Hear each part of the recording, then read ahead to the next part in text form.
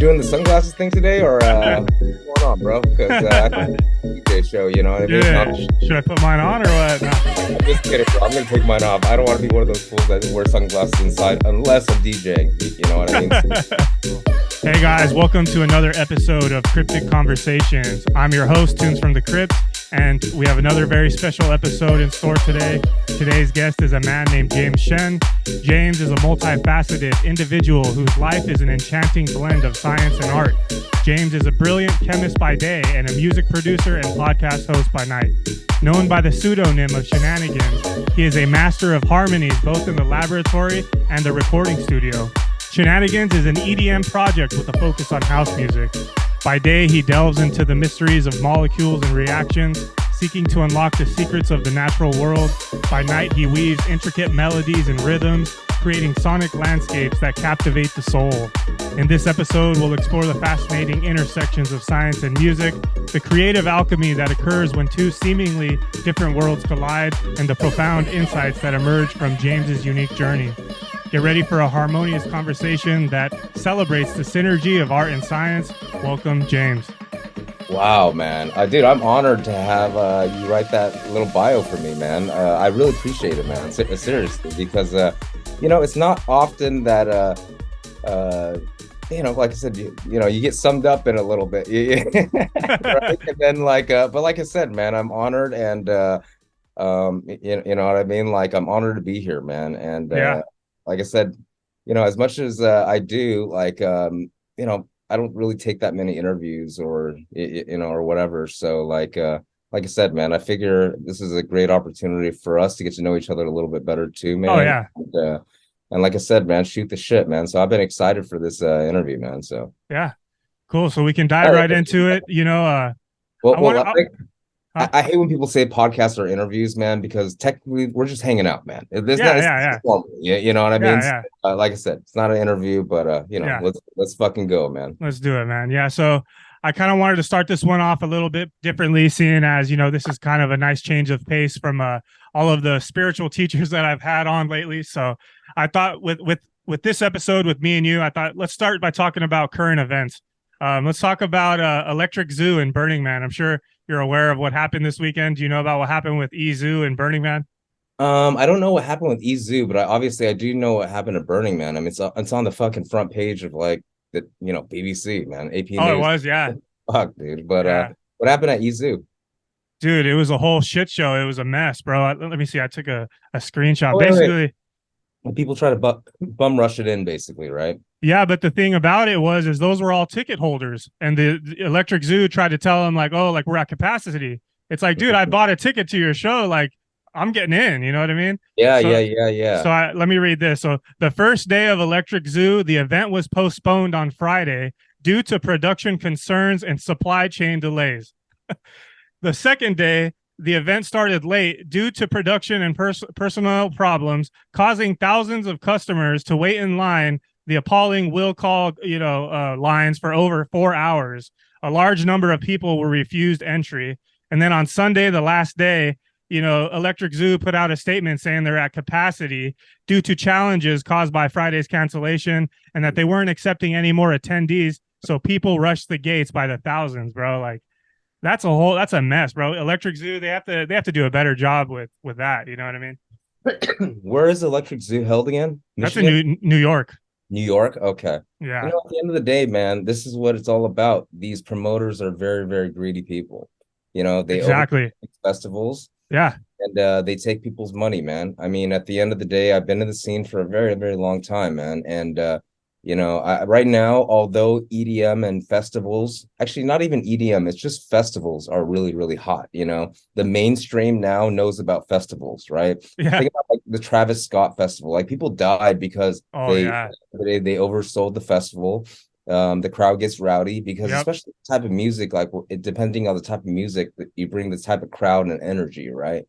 And dude, but these things happen, man. And whenever you try to commercialize like a festival and you put it into a lot of people's hands, like these things happen and there's insurance for these things too, basically, right? So Like I said, it's just it's irresponsible, but for Burning Man, like, they do this every year, right? And then everybody knows about the mud and everything. Yeah.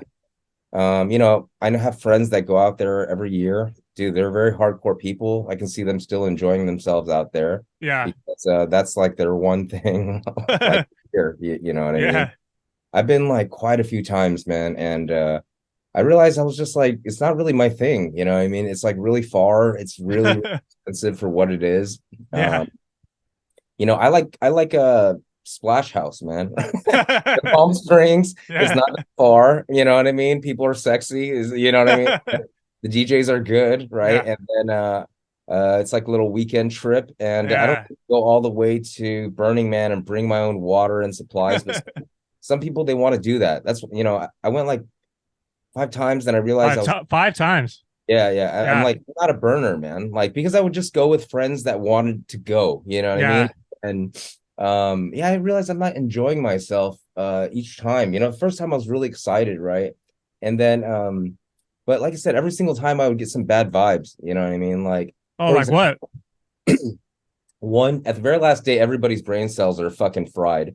And It's 7 days, right? it's actually 9 days, and people go even earlier to set up camp, basically. Okay, so uh, I would recommend only going from like Thursday to Sunday max, basically. Something like that. But anyways, you got to bring your own trash in and out, right? So I remember sitting at my friend's camp, and I wasn't really like part of this camp, but my friends were there, and I was just hanging out waiting for them to kind of leave. And I was eating one of my own granola bars, and then I took the granola bar wrapper and threw it in their trash. And this lady got so mad at me because she was like, dude, why are you throwing this granola bar wrapper in our trash? It's our trash. You know what I mean? I'm like, wow, dude. Like, you could have just I it's a mean, it's granola better, bar. dude. It's better than you throwing it on the ground, Yeah, like, exactly. Exactly. I could have just picked it up, but at the end of the day, this is the type of mentality at Burning Man. It's our camp. It's not a plur place, man. Like, you know oh, what I mean? really? Like, no, it's not I went there as a person of the rave scene, and I thought it would be like that, but it's not. It's about radical self-expression and radical Yeah. self-reliance. Those are if you look up the Principles. Yeah. principles of Burning Man, it's not peace, love, unity, respect like the rave scene is basically. Okay, it's a completely different set of principles. It's like hip hop. It's a different set of pillars basically Yeah. that make up hip hop. So the thing is, like, it's a completely different artist kind of like scene, and it's pretty radical. Like I said, for me, like I like it's nice to visit, and definitely it's like I've told some friends if they want to go back, I'll go back with them. But is you kind of like you have to commit to a camp. And back in the day when I went, they didn't even have cell phone service over there. And now they do, which it's like better, but also it Yeah. kind of like takes a little bit of the vibe away, you know what I mean? Because you're not completely off the grid, basically, right? Mm. So like I don't want to be like, oh, it's changed, it's not good enough. For me, it was always really cool, but I just realized this is not really my crowd, you know what I mean? Yeah. It felt like there was a lot of like elitist people there, and they were kind of not that friendly. You know what I mean? And if you weren't because like I said, I had a lot of friends that were in camp, so I would go visit them and kind of just go join them and say what's up and say hello. Like there were Yeah. definitely friendly people, but there were definitely a lot of unfriendly people that were like, Oh, hey, yeah. you're part of our camp, I'm gonna be a fucking complete asshole to you, basically. Jeez. Because it's like Ah, man.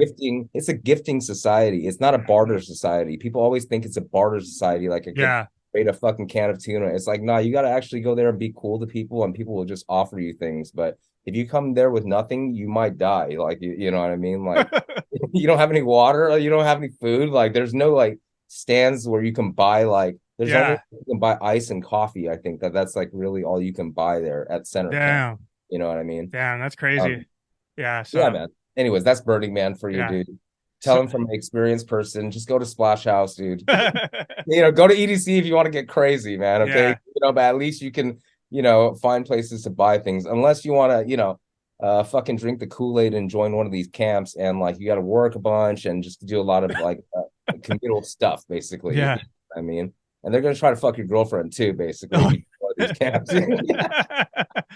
Damn. Yeah. Like, I think it's funny that you said it took you 5 times to learn that you weren't a burner. I figured you'd learn after the first time, but it took you Well, no, five. I mean, like I said, I think it was just like for me, I was taking a lot of times I went with like, oh, this girl's interested in going, like, I'll take you, fuck it, I've been there before, fuck it, like, I mean, let's go, because like nobody else had like really been, so I was like taking people for their first time, Oh like yeah, times, you know what I mean, and then well, like I said, after a little while, I was just like, I think like 2000 like 13 or something like that was like my last year or something like that, something like that, yeah. so what about the last day when the man burns? Was that like a spiritual experience for you, or like Oh yeah, yeah, cool? definitely in the air. It's just like there's electricity in the air. Like everybody's kind of like imagine like, old school style, you're lining up an army and then like there's just a whole clock row of, basically unorganized EDC, okay? Like Yeah, going off like there's like amazing art structure cars that like,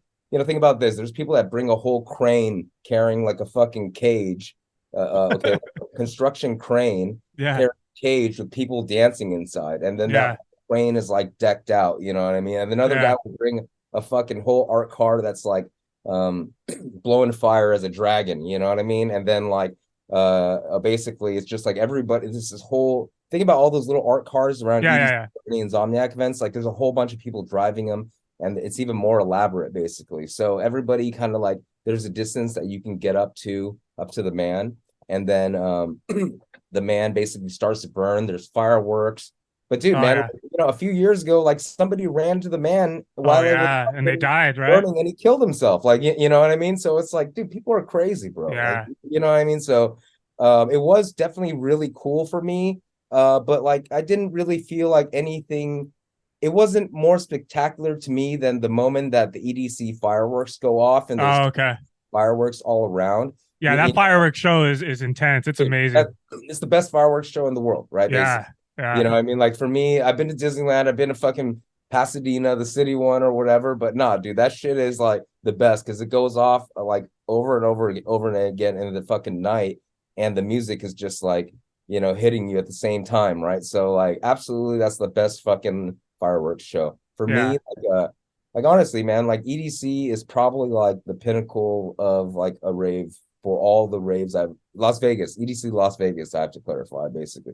It's probably the pinnacle for like if you want to show somebody a rave scene, like I think that's the episode you got. I mean, that's the rave you got to take them to give them the full experience, Oh right? yeah, Yeah. yeah. It's like my favorite thing is if back in the day I would be like, all right, go to EDC for one day and then hit a pool party in Vegas, chill out, relax, and then Hmm. come home. But I don't know. I feel like I'm probably not gonna go to EDC until I play it or something like that anymore, man. I think those days are behind me. Oh, me too, man. It's so expensive. Yeah, Uh, I mean, like I said, I also it's just like, there's a lot of things to do. And I'm not one of those people that want to do the same thing over and over again every single year, man. Right. So it's just like I've been at EDC quite a few times. And um, like I said, unless it's like somebody really special that I want to take for the first time, like, to experience the rave scene, like I feel like it's not something I want to do, basically. yeah. Right. Okay, So so yeah, talking about EDC, let's dive into your story. So tell me about your early life. Where did you grow up? Where did you go to school, and what was your family like? yeah, I grew up in West Covina and Covina and San Dimas area, basically East SGV. I was born in Monterey Park. I went to Mm. South Hills High School, but the thing Oh is, like yeah, that's right. high school, I graduated South Hills High School in Covina, home of Jason Giambi, home of Yeah. a lot of famous baseball players, basically. And in high school, I also went to one year, a freshman year, I went to international school at Kuala Lumpur, and then sophomore year, I went to Taipei American School in Taiwan. So like, Mm. I had a lot of international experience, I guess, like Oh yeah. before I went back. But that's because my family moved there. My family's basically from Taiwan. Uh-huh. But my grandparents are from China. They escaped to Taiwan during the Second World War, Oh basically. wow. And my parents immigrated over to America in the 80s, and I was born here, basically. So I still have a lot of like strong Chinese heritage, and I speak Chinese at home, so I speak it fluently. I do a lot of like business in Asia, and basically, yeah, I mean, but I'm pretty much a SGV LA guy, man. Yeah. Yeah. Dude, what's that difference like between Taiwan and China? Is it like two completely different things? Like, good question. Taiwan, basically, what happened was during World War II, like there was a communist revolution, and the communists basically overtook the China region, and the original government, which was called the Nationalists, okay, they originally controlled China, but during World War II, after they were fighting with Japan for so long, there was a civil war, and the nationalists basically all moved over to Taiwan. So basically, it was kind of like the ruling class moved over to Taiwan. So think about like professors, business people, military, they all moved over to Taiwan. All the people who ended up staying in China were kind of like the communist revolution people. So kind of like the farmers, all those people. Yeah. That's why there's this two kind of country dispute that's going on in the news all the time too. Basically, you heard about it, right? Yeah. So, like I said, I guess I consider my family Taiwanese nowadays, but historically my family was Chinese too. So like like I said, but at the end of the day, like I'm American, man. Like it affects me as much as it affects you, basically, right? So I just like I said, within Taiwan, there's no like right or wrong side, because even within Taiwan, there's like some political factions, and it's like, which political faction do you want to support in Taiwan, right? So it's a very complicated issue, basically.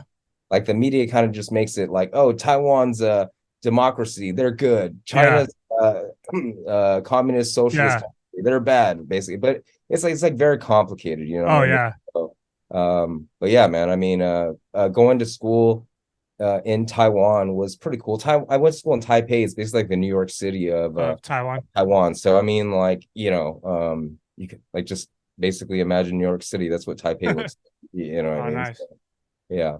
Okay. So I'm wondering, how did you decide on becoming a chemist? Was that always a choice, or how did you fall into that?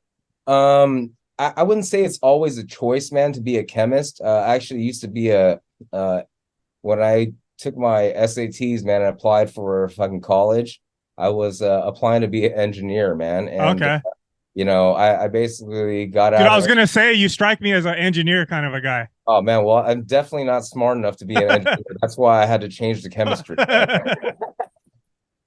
Okay, that's why I had to change the chemistry, because my grade cut it at UC Santa Barbara to be an engineer. You know what I mean? And after I got out of college, I went to work as a pharmaceutical rep for a certain company. Basically, we don't need to shout them out. Shout out to the pharmaceutical. What I mean? But I just learned a lot about the world, man. That was my dream job, basically. I thought I had made it, man. I'm making like a really good salary. I got a car, I got an expense account. I drove my car to Burning Man, dude, my company car, because because I got unlimited mileage and a gas card on it if I paid a certain amount on a month. Okay. Hopefully you brought it back with a car wash. Oh, dude, man. Exactly. But sometimes I'd rent cars and just get the insurance if you're going to Burning Man. Then you can bring it back like just all fucked up, and they're like, dude, I have insurance, bro. Like, what can you say?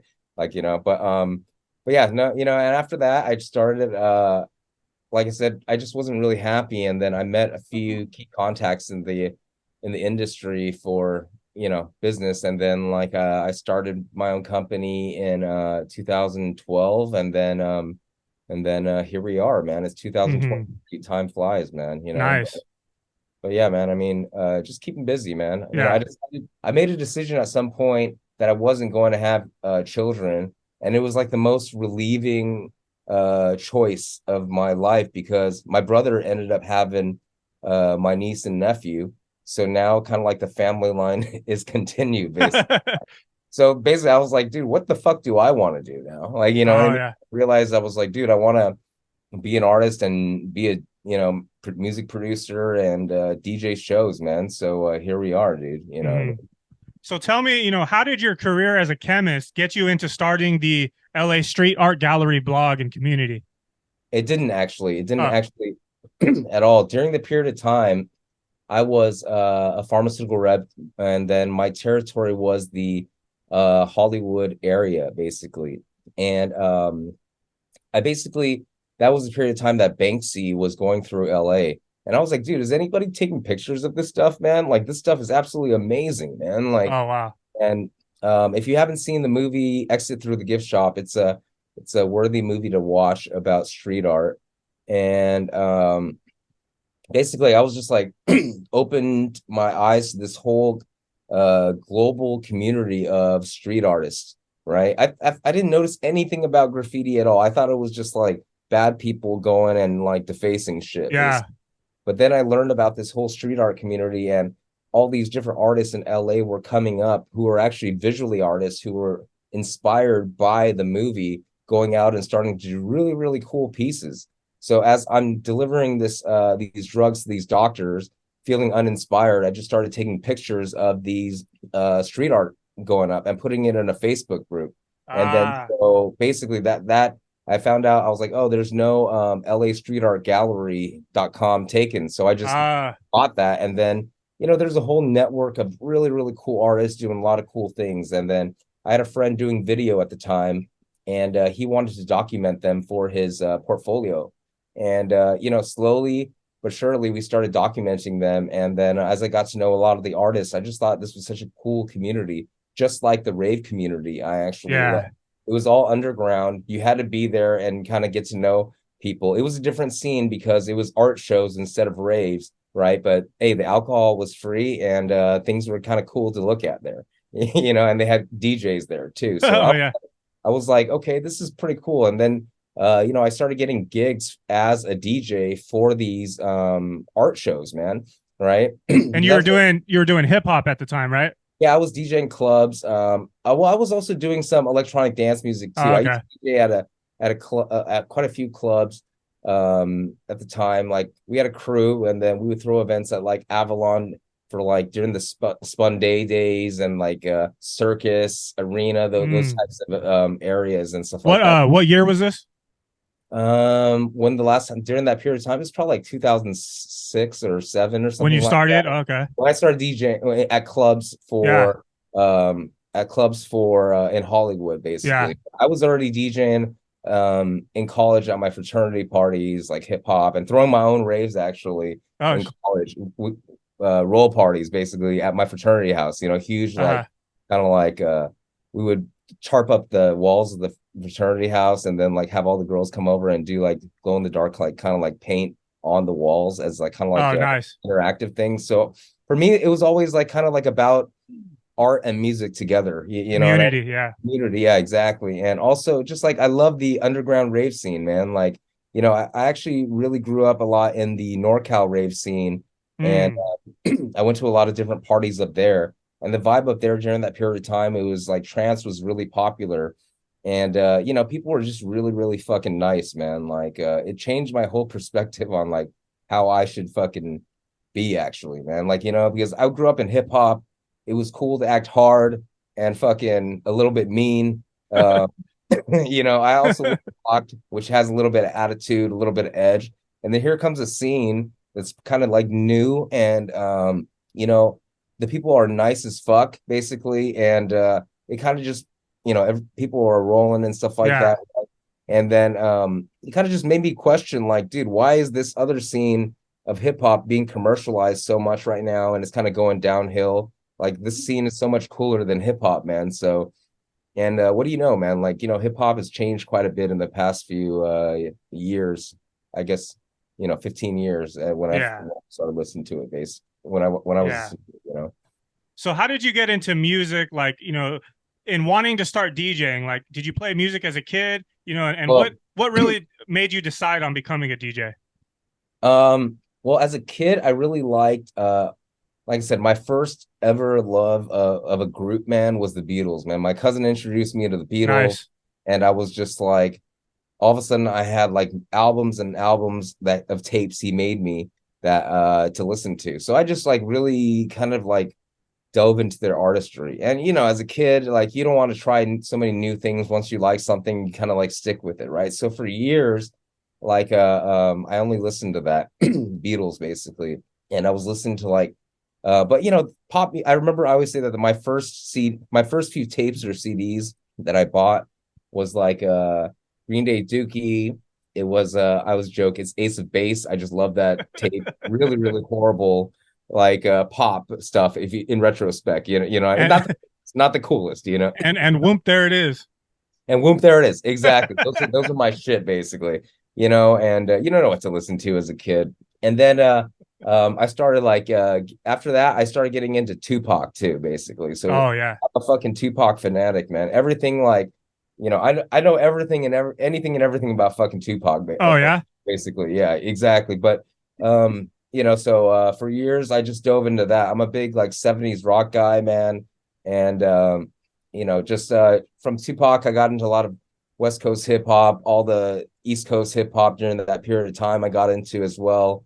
Now for DJing, to be honest, it's kind of weird how I got into DJing. I wasn't so much into metal, but then like Linkin Park kind of came on the radio. And there was an Asian guy. There's one and a half Asian guys, because there's Mike Shinoda, who's a half Japanese. Yeah. There's Joseph Hahn, who's a Korean in there. And he was the first ever, aside from James Iha from Smashing Pumpkins, they were the first ever Asian people that I've ever seen in the music mainstream, basically. Yeah. And I was like, oh, dude, what is this guy doing in the back? Like, he's just kind of like, wick, scratching or some shit, like whatever. Oh, yeah. Whatever he was doing, you know what I mean? And then so I was just kind of like obsessed, like, dude, man, this is pretty cool. And apparently there's opportunity for Asian people inside this world of DJing, right? So I kind of like looked into it. I started getting into like people like DJ Cuber at the time, like other DJs like Spin Bad, man. These are just like DJs from like the old school. If you want to look it up, some of it doesn't even hold, a lot of it doesn't even hold up, man. Beastie Boys kind of stuff, like their DJ and stuff like that. So just kind of figuring out like what the fuck did these guys do, because there was no YouTube, TikTok explaining at that time. I just knew that there was some really expensive equipment I couldn't afford, and there was some guys doing it, Yeah. Okay. So then I went to some parties, and I would just basically go try to watch the DJ to figure out what the fuck they're doing. This is like vinyl at the time. This is not like CDJs and USB. Yeah. People were carrying crates there. Yeah. Right? So when I went into college, I met these dudes. They were in a fraternity, and they were like, hey, you want to learn how to DJ? Then you can join the fraternity. And I was like, all right, fuck it, dude. I'll fucking join the fraternity. Yeah. So that ended up being like a very tough thing to do. But anyways, I still joined, and like I said, they barely taught me how to DJ. But one of the guys who didn't really use his turntables lended me his turntables. So from there, I was able to kind of just like start DJing and throwing parties, and like get at least starting a library of like how DJs collect music, and then nice. I started going raving, and I started collecting those records, man. Like, right. So it's just like I have a love of record collecting. So who would you say is your like top 3 like hip hop influences from over the years? Like as artists, basically? Yeah. Well, I guess I gotta say Tupac, because I already mentioned him, right? Okay. Probably I love like I'm a Nas guy. Okay. I'm a fucking Atmosphere guy. All right. I was gonna say so mine. I don't know if you're familiar with Tech Nine. I really like Tech Nine. What do you like about Tech Nine? Oh man, dude, I just really resonate with all of his songs, and he raps so fast, and like I don't know, like, and he was also into that like Juggalo world. So I guess like he was my favorite. And you said Atmosphere. I loved Atmosphere. I loved Immortal Technique. And actually, one of my favorites though was Gangstar. You know Gangstar? Oh yeah, dude. Yeah, I love Gangstar, definitely, bro. On my top, man. Like so many good rappers from that period, man, and they were really poets. My thing, I think that ever since Jay-Z announced that I don't write shit down, right? Jay-Z started saying I don't write shit down. There's a video. Oh, he doesn't? Yeah, there's a video of Lil Wayne going, "Oh, dude, this dude doesn't write anything down. Like, I'm gonna stop writing stuff down. I gotta make it." But if you notice, once people stop writing stuff down, the quality content of the fucking poetry started going down. Oh yeah. Like really bad. Like, you know what I mean? Yeah, all the rappers these days are like, oh yeah, I don't write, I just freestyle, you know, and it's like, no wonder why. Yeah. You know, I mean, like I said, there are good rappers out there right now. Definitely like, you know, Corday. I like Corday. You know, there's quite a few different types of rappers that are out there right now. And you know, they're doing their thing, but you know, the whole scene for hip hop, just, you know, I used to produce hip hop as well, and it's just not really my vibe anymore, man. I used to produce the battle rappers, you know. I mean, this is the most hardcore. This is like some 8 Mile shit going on in LA. There's a whole scene just like Rave, underground battle rappers doing their thing. Okay, like, you know, I mean, they're literally screaming and spitting in each other's faces, dude. Like, you know, this whole scene. I've thrown these shows, man. Like, it's cool, but then it's just like there's a lot of violence inside the scene, a lot of liability, man, and like I just don't want to be a part of that, man. Like, you know, I want to be a part of nice people, man. Like, you know what I mean? Like, that's why I like the rave scene, man. Yeah, I can relate too, bro. Like, I remember in high school, like it was all about hip hop, and I don't know if you remember Paid Dues. There was a hip hop festival, Paid Dues. Did you ever go to that one? No, and rock the bells. You know, I used to go to those and stuff, and then Rock the Bells Ghetto Fest, dude. Ghetto Fest.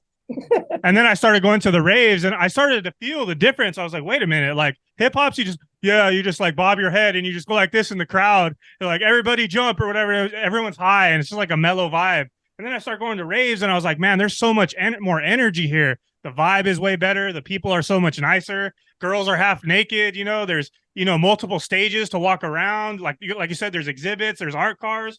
Way better, bro. Like, so I fell in love with it, you know. I just feel like a lot of the people who don't understand the plur, man, it's not emphasized enough in today's like rave scene, man. Like, like people think plur is like donating to like a charity because like your organization makes money or something like that. You know what I mean? They think that's like plur of you. It's like, no, it's the whole vibe of your event, man. It's like, dude, people, I don't think in today's society, if you had people walking around passing out lollipops, people would accept those lollipops because people are worried about people lacing drugs now with candy and stuff like that now. You know what I mean? Like, it's just like there's that like sense of community, sense of like, dude, this is a very like safe place that doesn't exist at the underground parties I've been going to, man. And you know, you just gotta, dude, when you're just shooting text blasts at like everybody like all the time, like advertising a free party, so you can sell alcohol illegally. You're gonna get those kinds of people coming, you know. And you're booking people who just started DJing who like don't belong DJing there just because they like, you know, they got like you know, I don't want to talk shit, but you know exactly what I'm talking about. Like, you know what I mean? It's like people like that. It's just like, dude, it's just a matter of time before someone does something at your party, and then you're gonna get a ticket, man. And you know what I mean? Or like somebody's gonna you know, liability, man. You know, you remember that rave in NorCal in the warehouse that there was a fire and then fucking like a shit ton of people died, basically. Do you remember that? Anyways, it was like a few years back, probably 2000. Actually, it sounds familiar. Yeah, 2018. You know what I mean? It's just like, you know, these things are like people are irresponsible. I went to a party recently. It was like in the middle of a loading dock, and the two walls were like like big rig trucks. I was like, dude, what kind of fucking production is this? Like, you know what I mean? Like, this doesn't feel like a rave. This feels like a anarchy party kind of. You know what I mean, right? Yeah. Then so like I said, man, I don't know. The vibe is just in LA. It's just like, I don't know. It's mixed, you know. Yeah, the vibe has definitely changed, you know. And I hate to be those older guys that are like, man, back in my day, you know. Theo was talking about that too. Like, man, back in my day, it was so different, you know. Even though it really was, you know. But I definitely get what you're saying, you know. So let's talk about, you know, your Shenanigans project. You know, talk about that project. You know, what is your goal for it, as well as for your new project, Midnight Movement? Well, dude, man, like for me, whenever I do something, I want to try to do it at a professional level, man. And so during the pandemic, I had already started producing, but actually I named this whole project just Shenanigans because it's like me fucking around, man. Like, you know what I mean? But like during the period time of the pandemic, I was able to get a mentor and also find a really good production partner that like we really encourage each other to get better and better, and we're still encouraging each other to get better and better. And so I took Shenanigans to the next level. Before it was like I said, I was producing hip hop, right? And then I realized my passion for house music, and I just wanted to get better and better at it. So the new project, Midnight Movement, is like actually me being for real. Okay, yeah. Actually, like me, like I feel like I'm like ready as an artist to really put myself out there. Shenanigans, the logo is a Muppet I made of myself, basically, right? Yeah. So the Muppet kind of represents my id, basically. It's like all the bad things that like I want to get into. You know what I mean? Yeah. So I didn't really kind of like show my face that much for that project because at the end of the day, it was just me fucking around a little bit. Yeah. So Midnight Movement is me and my bro Giovanni Rico. And then basically he went to Icon Collective basically, and it's a really great school with a lot of resources. He got a lot out of it. I didn't go to any formal education. I just kind of got personal sessions for years until my mentor graduated me to the level that we are right now, and I feel like we're ready to kind of like present it to the world. So That's dude, man, awesome. thanks for supporting me on this party, man. Yeah. I really appreciate you, man, and like I Yeah. said, we're gonna work together more and more. Yeah, yeah, it's awesome. I got to meet with Alurum, a little bit and talk to him a little bit at your barbecue, and yeah, that's cool, man. That he went to Icon, and so yeah, I can really see you guys, taking this to the next level, and I love the name, and I like seeing how you guys are commenting on the post and putting the midnight emoji and all that. So you got a little brand going, Dude, thank you so yeah, much, man. Yeah, I mean, at the end of the day, like this all kind of wraps back around. Like, dude, the LA scene is for us. It's just like really horrible right now. I feel like we can actually make a difference. Like, I can actually show the scene like how it was for me when I grew up, what kind of vibe I was getting, So yeah, it's like it's a midnight movement, man, like yeah, for us, right? And I'm gonna combine the whole art thing hell yeah, and kind of go from there. But dude, I want to talk about running away from the security, man. yeah. I And was gonna get into that right now. Yeah, but hold on, I used to work for this one DJ named Matt Derry. Basically, he's a trance artist, and he one time was doing I think it was like Love Festival at the LA Sports Arena, what basically. year was that? It must have been like 2007 or Okay, I something. remember Love Festival like 2009. I remember it. Yeah. Yeah, something like that. It was a different promotion company. It wasn't even Insomnia. It was a different one. I don't want to shout them out because I don't think they have a good reputation anyways. But but yeah, so it's like it's funny. We're all backstage inside the uh I guess the locker room area where they have all the artists kind of like hang out, right? And then before they go on the show, Okay. have you been back there before? Uh-uh. Yeah, it's pretty crazy. It's like all the locker rooms, they just give them each a section, Oh kind of yeah, yeah. fill in, right? And then somehow, dude, he told me to go outside to get his ride that was supposed to come after, the show to pick him up, right? So I walk outside, and then all of a sudden, the security guard won't let me in anymore, man. Like, and then I'm like, fuck, he won't answer his cell phone. Yeah. This And so shit. you said you were a promoter? I basically work for him Okay. or his I work for his podcast, his Yeah. radio called Oh, Nocturnal okay. Radio, basically. It's still going on, I think. He's a UK DJ, Matt Derry, right? So all of a sudden this big ass security guard wouldn't let me in anymore, man. I'm like, fuck, dude, I'm missing the whole party, dude. You know what I mean? So I literally was just like, I pointed in one direction. I was like, hey, what's going on over there? He looked in that direction and I booked it and I just ran back in and then he tried into the locker room area and he was chasing me, man. Okay, he was chasing me and I was going, fuck, Matt, like, yelling. And then all of a sudden I got all the way back in the waiting room, basically. And then basically I was like, dude, this guy's like not letting me back in, man. Can you let him know that like I'm with you, and they let him know, and basically he like let me stay basically. But it was like one of those decisions. I was like, dude, if I don't fucking like break the rules right here right now, dude, I'm not getting back in this party. Like, Yeah. you know what I mean? Yeah. So that's my story, man. Tell me Yeah. about. Yeah, I got plenty of those. Which one did you want to know about? Well, did you try to bum rush a festival without paying before, or like uh, let's see. So I don't want to name the festival, but I did get into a festival. It's a well-known one. 2 days in a row with a fake wristband that I designed. First, I want to say to the listeners, don't do these things. You know, these are all legend. These I'm are not all recommending it. I'm not recommending it. These are just stories. You know, I was a broke college kid. I was a broke college student. I had to find a way into these parties. You know what I mean? So, I remember yeah, I remember that would start happening at some of the promotions I would go to. I remember Monster Massive one year. Yeah, the security just it was like really done poorly, and then people started getting really pissed off because they had been waiting there for like 2 hours, yeah. and then all of a sudden people were just like, "Fuck it, we're just gonna push it out on the fence," and then everybody, Oh yeah, just I've seen that. Yeah, bum rush I don't the like seeing that. You know, yeah.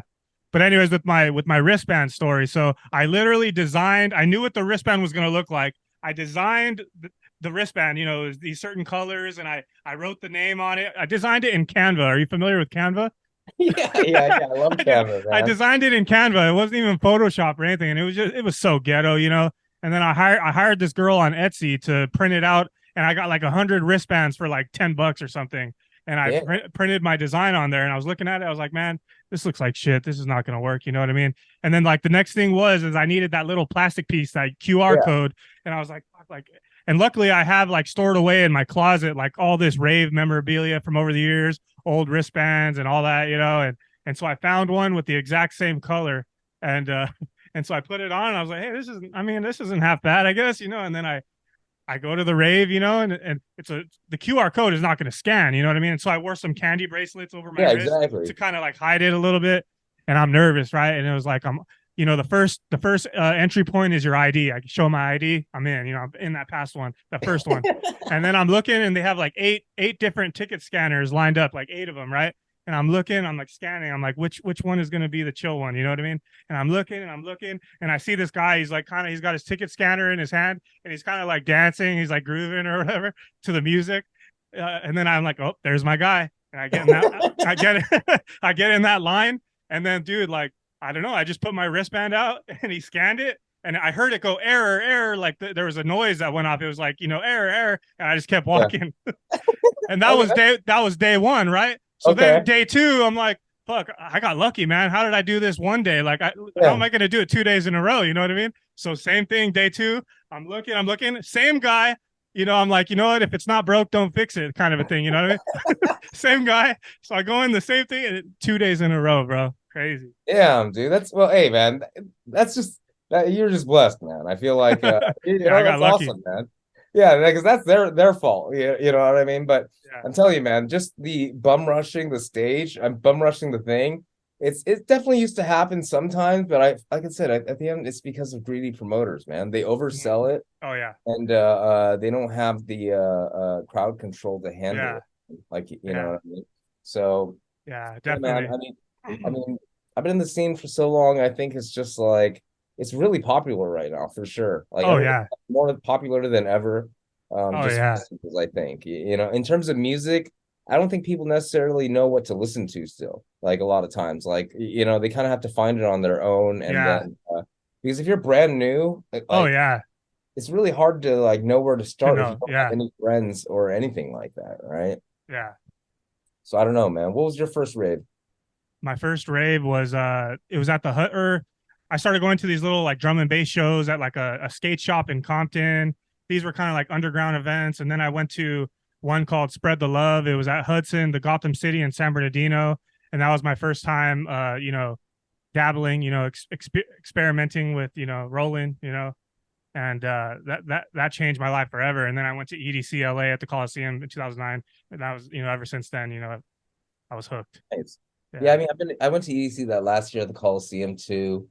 Like I said, other parties, Alexandria Hotel, Master Dome, like, you know, fucking a lot of different events, man. Like back in the day, I can't even remember all the venues, but you know, it's just like the type of music that's popular changes, and then the clubs get really popular, and the festivals get really popular, and then there's going to be like genres that go underground and kind of build Oh their own yeah, kind of yeah, like scene. You know, the scene's so yeah. big compared to like what it was before. You Oh know, yeah. right? So back in the day, like you can go to raves for like 15-20 bucks, man. Like it's really hard to find something cool to go to uh for that price nowadays, you know. So Yeah, I'll never forget, man. EDC 2009. Like, I was dude, I was like a 16-year-old kid, man, in high school, just like finding this amazing community and going into the Coliseum and just seeing the sea floor of ravers on the Coliseum floor. And I'm walking down the Coliseum and then just like, getting down there. And I was super into Cascade at that time. And that nice. song, remember that song, Move For Me? And fuck, that song was like popular at the time. And he had like a sunset set and the sun was going down, and that song was going on and I was with these hot chicks and me and my friends, and it was just like, dude, I'll cherish those memories dearly. Yeah, You know what no, I for mean? sure, man. Dude, Yeah, I totally know what you mean by walking down. I was at this place called Cal Palace in Sacramento, and you can walk. The cool thing is like you can actually walk from the very top bleacher all the way down to the stage. Normally, you oh got to go wow, to like some side area, go down an escalator or whatever, right? But I remember Cal Palace, you can do that. I'll walk all the way down to the stage, and you know, for Cascade, dude, I remember when I got in Cascade, he was like a house DJ on Ohm Records and he yeah, has a track called Everything, right? oh And yeah, I was just like, that's when I got into him. I was oh like, yeah, this is so fucking good, dude. Like, uh, I used to love trance so much, but Cascade actually like kind of like started converting me over to more and more housey stuff, you oh know? yeah, dude, So, his old stuff, I um, love that stuff so much. Yeah, yeah, man. I mean, during that period of time, it was like DJ Colette and yeah, DJ Heather, right? You know, those DJs, DJ Irene, like those types of DJs were going on when I first started raving. Yeah, man, we yeah, would travel, man. We would travel to fucking NorCal and PAX to fucking go to like these like events because I was like, dude, like, you know, there's this awesome house scene and also this awesome trance scene in NorCal. LA was more drum and bass focused, I guess you would say, you know, yeah, and there was a lot of different stuff going on in LA, but yeah, it definitely was not as big in LA. So, yeah. like I said, it's not so cool to say you like trance now, but like in Yeah, I remember the trance scene back then was definitely popular. I'd like to ask you too, how come it seems like Asians really, really love trance and like dude, man, I what think, causes that? dude, you know what? I think we just like dreamy, breathy vocals Yeah. because a lot of Asians, I feel like, you know, they like that kind of like innocence kind of like feel, right? A lot of anime kind of like I said, if you Oh imagine, yeah, okay. can you imagine like some Yeah. like Sailor Moon type vocals Okay, to be yeah. like kind of like trancy, breathy vocals, right? But now Asians like shit like Zed, which is like I said, for me, I'm just like, oh God, you know, and like fucking I don't know, people like Kyle Walker, man. I'm just like, God, I don't really. I mean, Illenium, like people like that. You know what I mean? Yeah. Like, I don't like those types of like artists. You know what I mean? And you know, like Paul Robinson's new stuff. Like I don't Yeah. like, you know, like Asians like kind of like that vibe. Marion, but you know, I'm different. Definitely like I said, I keep in touch with like knowing what the Asians like, but I definitely I don't. I try not to participate in groupthink as much. You know. Yeah. Yeah. I remember I did like Zed at one point. I saw him years ago at the LA State Historic Park when that song Clarity was out. I liked him a little bit then, but yeah, I mean, Paul definitely my. Robinson actually like helped write that song as well Oh, too. really? Look at the credits. The thing is like I think it's because you became a DJ and like you realize that those songs do like nothing for you on the dance floor basically. Right? You know, Yeah. basically as a DJ, as a club DJ, right? Yeah. Maybe if one day if we can get to the level that these guys are at and then you know what I mean? So I think that's kind of like your music taste maturing and understanding how the dance floor works so it kind of just changes your taste, you know what I mean, right? So Yeah. like I said, nothing against Zed, man. I'm sure he's a great producer and a nice guy. It's Yeah. just the target audience. Just like, hey, man, Taylor Swift is like I can understand like why people like this music, but it's not really like targeted like at me basically, right? You know Yeah. what I mean? But hey, like if we can get the door open for you to like other types of electronic dance music, that's you know, that's really that'd be really it's a great thing, right? You know, it's all Yeah. about promoting the scene and good vibes, at least from my end, right? Yeah, so I wanted to tell you another quick story about how it was at the LA State Historic Park, how we snuck in a gallon of rum the day before the event, bro. My friend won tickets to a festival from like Amp Radio or something, and I drove him out there to go pick him up at the radio station. We picked him up, and then I was like, hey, like, you know what? Like, the festival's tomorrow. Like, I've seen videos of people doing this before. Like, do you want to try and like stash a bottle of liquor inside the event the day before, so that way it's there waiting for us when we get in? And dude, we bought a gallon. This was in my wild times, you know what I mean? We bought a gallon of Captain Morgan, poured it in a bunch of little 12-ounce water bottles, right? Put it in a grocery bag. I hopped the fence, and then, you know, no one saw me, and I ran behind some porta potties and stashed it underneath these porta potties. And then I was like, all right, we'll see if it's there the next day. And then we go into the event the next day, and first place I go to was behind those porta potties, and the bag was still there waiting. And me and my whole group just got drunk as hell for free, like with all the Sick. So you had porta potty rum. Yeah. Not good. I mean, it was on the outside, you know. Like, I know. I'm playing, dude. It seems like just like sneaking a couple tabs of acid is easier, bro. Yeah, I guess. But no, I mean, but no, that's cool, man. Like, but dude, man, I feel like nowadays a lot of people just drink at the events. You know what I mean? Like, I feel like back in the day, like bars made no money, man. Like, bars made no money, dude. Like, you know what I mean? It was just everybody's drinking water, dude. Like, you know what I mean? And if water was over $5, people are getting pissed off, dude. Like, you know what I mean? So, there's a lot more, you know, sitting on the dance floor. I feel like a lot of that going on. Yeah. But dude, man, yeah, it's just interesting how things change, man. And you know, you talked about Theo earlier, dude. He was always like DJing the parties when I first started coming up in the rave scene. So always mad respect to Jake, man. Oh yeah. So yeah, it's kind of pivoting for a second, you know. So you're also a host of the Paint the Town podcast. Tell the listeners a little bit about that and where they can find you there. Yeah, basically, Paint the Town podcast is, I co-host it with a street artist named Teacher. And he's one of the really great artists that I got to know during the period of time when I started LA Street Art Gallery, basically. Yeah, cool guy. Yeah, you know, I just felt like, dude, this guy's so talented and he has the connections to all these different street artists. Why don't I help him? Because I was already DJing his art shows. And I was like, why don't I just help this guy like put together a podcast? This guy's pretty much he doesn't know how to do a lot of you know, technology stuff, right? But he's a great artist and he has a good network.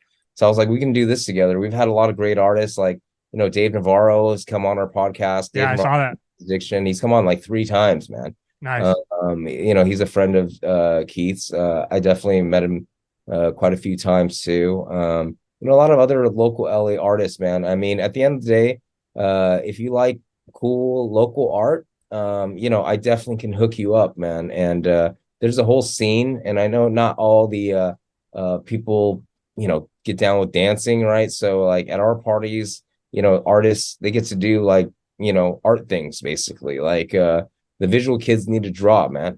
You know, right? That's how they socialize. Yeah. So, I just thought it's kind of a cool scene to combine these two, because I was already DJing these parties basically, right? Yeah. So you know, Paint the Town podcast is basically the artist journey of me and my co-host, who's a street artist. You know, we call it DJ and Street Art Stories. Nice. And we've been doing it for 6 years, and we really just kind of like talk to anybody who we want to talk to. Like I said, we've had opportunities to have sponsors and things like that. And at the end of the day, like you know, we have Patreon, we have you know, just depending on like what we want to do. But at the end of the day, we want to just have the ability to express ourselves and also just chronicleize our journey too. You know, it's always good to kind of see how far you come, man. Yeah, so I want to say, you know, it's been a pleasure getting to know you over these past couple of years. You know, I really recommend you for, you know, I look up to you, bro. Like, you know, you got your career going, you got the podcast, you got the DJ thing going, and I kind of want to have a similar life. You know, I got the marketing career, you know, I want to do the podcast thing, you know, the DJ thing. So I'd like to ask you, man, you know, like, what advice would you give to people out there who are passionate about multiple fields, but they fear that they have to choose just one? Well, basically, at the end of the day, you just got to stay true to yourself, man. Okay? Exactly. Like I think it's just like, you know, I thought like for example, there's a period of time I told you I was producing hip hop, right? And honestly, I thought I could be like this, like hip hop producer, like you know what I mean, like Dr. Yeah. Dre, like Yeah. fucking Johnny J or fucking whoever, man. Like you know what Yeah. I mean. And then you get into like the deeper you get into all this kind of stuff, you'll feel how comfortable you are in all those things. And I feel like, actually I had dinner with Theo one time, Jake, and he told me one thing during this period of time. He was just like, dude, focus on having fun, man. Like, Oh okay, yeah. it's like that's what's most important, I think, Yeah. And for me, I just want to always do things at a professional level. So I hold myself to that standard, right? Yeah. But as long as I'm having fun with it too, like for years, because of production, man, like I would get pissed off and I would want to quit all the time, man, all the Yeah. time. Okay, all the time. Like, Yeah. dude, I don't need this shit. I don't need to get mad about music production because I'm already successful in all these other areas, right? But Yeah. like, I realized I was just like, dude, I was just being a bitch, man. Like, making excuses, like wanting to quit, dude. At the end, like now I'm at a level where my mentor graduated me, and I know I'm at a level where I'm doing it at professionally. So now it's just kind of like about making products that the market wants, right? So like Yeah. really seeing the trend of like how the market is going with like songs and then trying to make myself valuable to record labels, man. You know what I mean? Yeah. That's really, and also throwing our own shows, man. Like I don't Yeah. want random people that have bad vibes at my parties. You know what I mean? So we're gonna throw like cool shows, and Yeah. then as you notice, it's like, dude, I already know who's coming. It's a secret location. Everybody's got to get approved, and it's gonna be sold out for sure. This party that we're gonna play. You know what I Yeah. mean? And like I said, it's all people that our little network, man. Like Yeah. you know what I mean? So it's So gonna yeah, be fun. talk to us a little bit more about that party. Yeah, like what's going to be there? What can the guests expect? Well, my co-host and another artist named Curtis Stokes, they're gonna be doing some live art there. So basically, I'm going to, like I said, man, I wanted to make it an art exhibit of what a rave is in my mind, So we're gonna have ILT lights doing the lighting, man. It's gonna be super Nice. thick. Um, uh, like I said, a lot of cool strobe lighting and just whatever to make the lights pop. I'm gonna have like a kind of like an interactive thing going on where everybody gets a piece of candy bracelet when you first enter, and you can kind of like collect it from other people to get the kind of like a nicer prize, man. I brought this on the show. Check this piece of candy out, man. It's a Mario Kart candy that goes like all the way around, That's dude. one of those cuffs, huh? Yeah, it's one of those Yeah. cups, man. Dude, it's so crazy how creative rave kids are, man. Yeah. So, like, just like, encourage people to just kind of like interact with each other by collecting each other's bracelets, right? We're gonna have drinks there. We definitely gonna kick it in the green room, man, before I go on, dude, because I always believe like people need to have like a space to kind of get in the right mental state before they go on stage, man, right? Yeah. I think it's very important, and Yeah. not it doesn't always provide the artists that these raves, you know what I mean? Yeah. So Yeah, so I'm going to add a little information about the party to the description of the video, but also to the listeners. If you're interested in coming, feel free to message me or message James about the event, and we'll get you on that list. yeah, it's gonna sell out for sure, man. Like, you know what I mean? So it's just like I think it's already like 100 people confirmed right now. So it just really depends on like how many people we want to let more in. But Yeah. like I said, I want to keep it small and intimate, and it's like a nice crowd, so the vibes are good. You know what I Yeah. mean? So can't wait, man. It's gonna be Yeah. fun. Yeah. So kind of closing it out, so what is the vision for the future of your work? Dude, man, I'm already living the dream every single fucking day, bro. Like, you know what I mean? Like the only thing missing in my life is I'm not playing festivals yet, dude. Okay. That's like a really ridiculous ask, dude. Okay. You're Like, close. a lot of things have to come together to make that happen. And I'm gonna keep on trying, man. But dude, literally, man, I wake up every single day feeling like super blessed. And like I said, I live a great life, man. And That's awesome. I'm very blessed. And I just want to basically take people who are on the same journey as me. Maybe we can go together and work together. You know what I mean? Like that's kind of like what I'm all about, man. That's awesome, man. Yeah, you're definitely kind of a motivating, inspirational kind of a guy. So can you send the listeners out there a final message of motivation and inspiration to people who might be struggling out there or trying to find their way?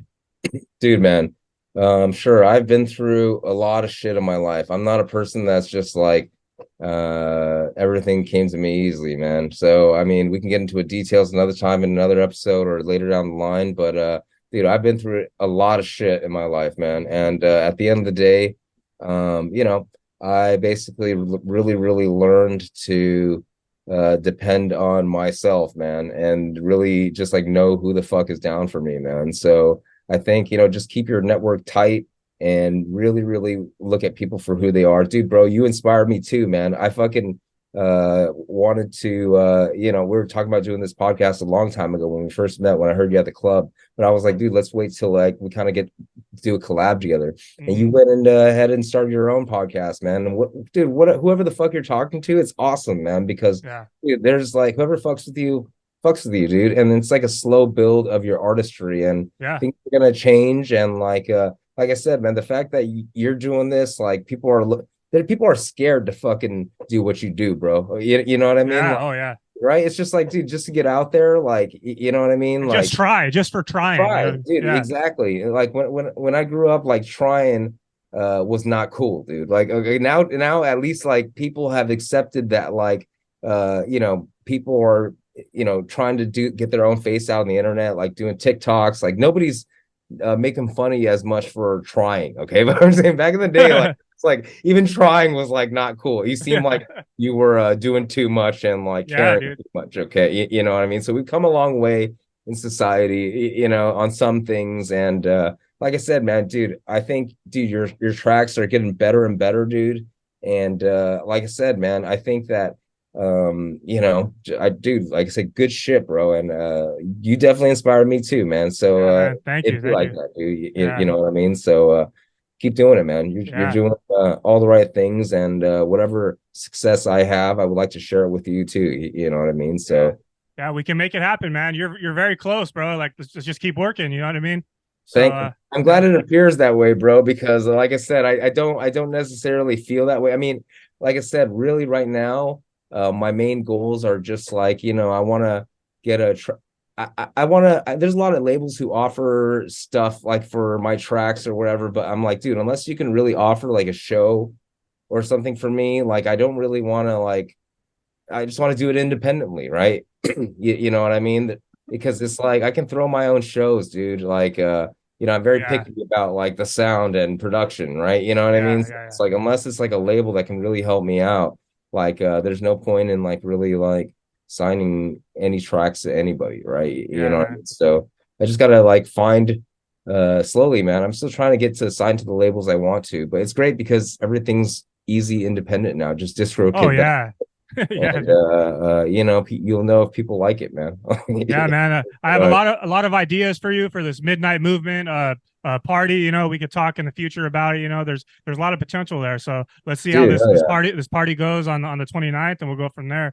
So I want to thank you. James. Thank you for meeting with me today. I want to thank you for providing such an entertaining episode. I can't wait for that party on the 29th. It's going to be a great time. So I also want to thank the listeners for sticking around to the end. So, kind of closing it out, please tell everyone where to find your information, and I'll also add it to the description of the video. Yeah, you can find us at MDNT MVMT on Instagram and pretty much everything. Midnight Movement is spelled MDNT MVMT. And my personal music page is Shenanigans Music.